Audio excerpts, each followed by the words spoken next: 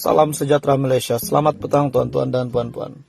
Selepas pembubaran Parlimen hari ini yang disahkan oleh Perdana Menteri berkuat kuasa 10 Oktober, berita hangat yang menyusul dipetik daripada BH Online, berita nasional. Kerajaan sementara kini perlu pisahkan entiti kerajaan dari parti politik. Kerajaan sementara atau caretaker government yang kini mentadbir negara susulan pembubaran Parlimen hari ini perlu memastikan pemisahan di antara entiti kerajaan dengan parti politik. Pensyarah Undang-Undang dan Polisi dari Universiti Teknologi Malaysia UTM, Profesor Madya Dr. Muhammad Fatih Yusof berkata, situasi itu berlaku kerana Perdana Menteri dilantik melalui mandat yang diberikan atas kepercayaan majoriti anggota Dewan Rakyat. Secara umum, beliau berkata, pelaksanaan kerajaan sementara tidak membabitkan perubahan organisasi, sebaliknya perubahan fungsi. Apabila anggota Dewan Rakyat tidak lagi wujud akibat pembubaran Parlimen, maka kedudukan Perdana Menteri dan Jemaah Menteri tidak lagi sama dengan keadaan biasa.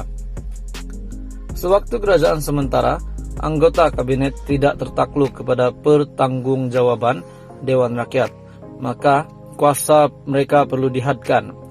Muhammad Fatih menegaskan sesuai dengan status kerajaan sementara ini, jentera kerajaan di semua peringkat tidak boleh terbabit dalam kempen politik kepartian.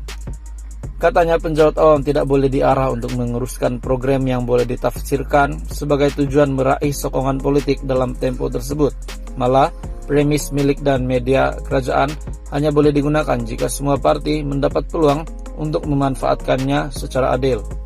Muhammad Fatih berkata, dalam tempoh ini, kerajaan hanya menjalankan tugas asasi seperti menjaga keamanan dan menguatkuasakan undang-undang, selain memantau pelaksanaan tugas harian jentera kerajaan sehinggalah pilihan raya umum dapat berjalan dengan jayanya. Katanya, kerajaan sementara tidak boleh mengemukakan dasar baharu, membuat pelantikan kejawatan penting dan perjanjian yang besar dengan pihak luar. Sebenarnya, konsep kerajaan sementara ini terbina atas 3 prinsip, yaitu konsep amalan pertanggungjawaban dalam sistem demokrasi berparlimen, keperluan untuk melaksanakan pilihan raya yang adil, yang mana semua parti mempunyai peluang dan ruang seimbang. Selain itu, prinsip ketiga adalah amalan berkerajaan yang telus, amanah dan bersih daripada salah guna harta, tenaga, dan sumber milik awam untuk kempen politik. Ketiga-tiga prinsip ini amatlah penting dalam sebuah negara demokrasi.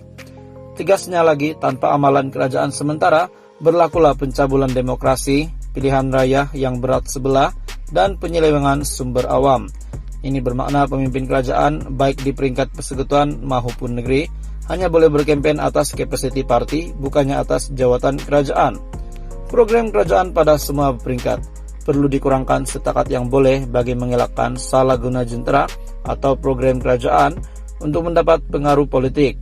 Prinsip ini berdiri di atas logik bahwa program dan sumber kerajaan adalah milik awam dan ia tidak boleh disalahgunakan untuk kepentingan persendirian, yaitu calon pilihan raya. Ujar beliau, kaidah itu sebenarnya dapat dilaksanakan dengan jayanya di negara demokrasi berparlimen lain. Namun, ada juga negara yang mengemukakan garis panduan bertulis bagi memudahkan pelaksanaannya. Kerajaan Australia dan New Zealand misalnya mengeluarkan dokumen rasmi bagi menguatkuasakan amalannya secara terperinci. Panduan ini amat sesuai untuk menjadi rujukan bagi pengamalannya di Malaysia. Menurut amalan di negara itu, apabila parlimen dibubarkan, kerajaan yang sedia ada turut terbubar dan satu kerajaan sementara ditubuhkan di bawah pentadbiran Majlis Penasihat Khas yang dipengerusikan oleh Ketua Hakim Negara.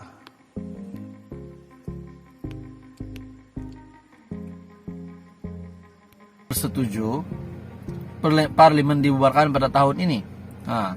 Kalau dia sudah setuju, rakyat bagaimana? Anda setuju tak? Kalau admin ikut saja. Menerusi pertemuan, kita berbincang mengenai perkara berkaitan PRU.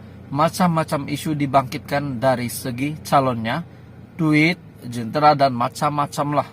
Secara asasnya, Perdana Menteri sudah bersetuju PRU 15 diadakan tahun ini. Cukuplah setakat ini saja komen saya. Katanya sebagaimana dilaporkan berita harian.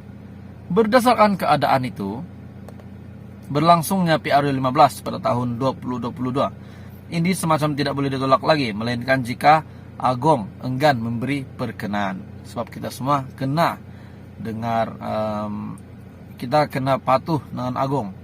Namun demikian, di sebalik desakan UMNO untuk mempercepatkan pembubaran parlimen yang sudah tentu disertai dengan keyakinan mampu mencapai kemenangan, parti itu sebenarnya telah melakukan suatu kontradiksi yang mampu menyumbang kepada kekalahan.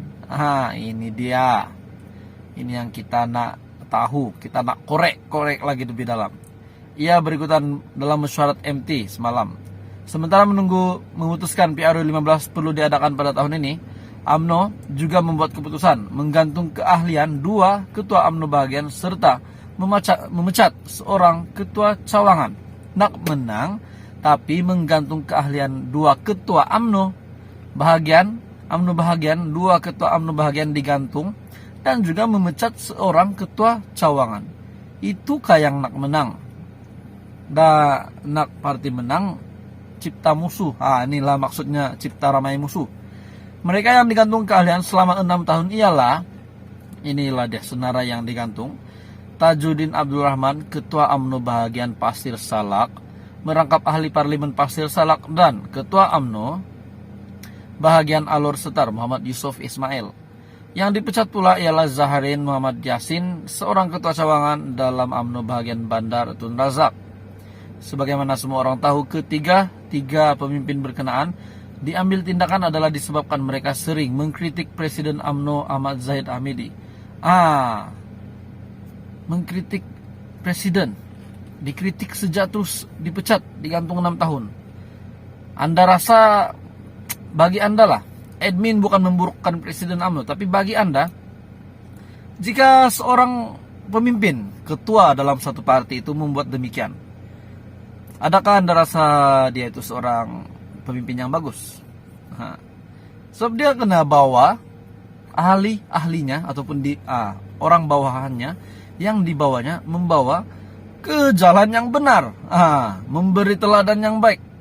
Bila dia sudah tunjukkan contoh yang begitu, dia bukan seorang yang baik lah bagi saya. Tapi itu cuma pendapat. Saya tak nak juga cakap Zahid Hamidi ini tak baik.